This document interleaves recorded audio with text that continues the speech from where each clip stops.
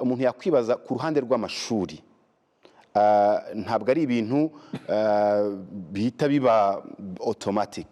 Amashuri ariteguye ku buryo ubwo bumenyi azabutanga cyangwa se azahindukana n'izi mpinduka nk'ishuri ryari rimenyereye rimaze imyaka myinshi rirangiriza kuri A2.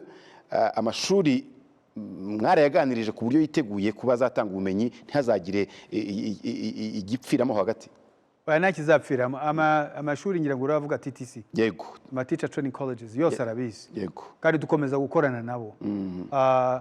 Impinduka ntabwo ari umubare, ntabwo ari umubare w'imyaka gusa. Biravuga ngo n'ibyo biga n'uburyo babyigishwa nabyo birahinduka. Urarebera programme kuri iyo myaka 5. Ubundi biga imyaka 3. Muri iyo myaka 3 ukabaha ubumenyi ukanabigisha no kwigisha. Kandi ukagomba kubihuriza mu myaka 3. Ubu ngubu programme iragenwa ku myaka 5. Bivuga ngo icyo ubumenyi ubongereza, igihe ubongereza ubwo bumenyi, pedagogical skills ubaha, uburyo uziha, byose biragenda bihinduka. Iyi programme irakorerwa over 5 years. Nubwo imyaka 3 aba ari secondaire, imyaka 2 ari university, ariko ubirebera muri rusange muri iyo myaka 5. Yego.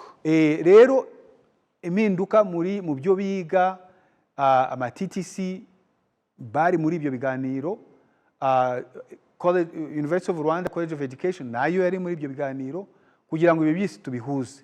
Ndetse n'andi mashuri ya kaminuza afite programme y'ubumenyi cyangwa kwigisha ubwarimu nayo tuzayegera kugira ngo iyi programme ikorerwe hamwe kuri bose.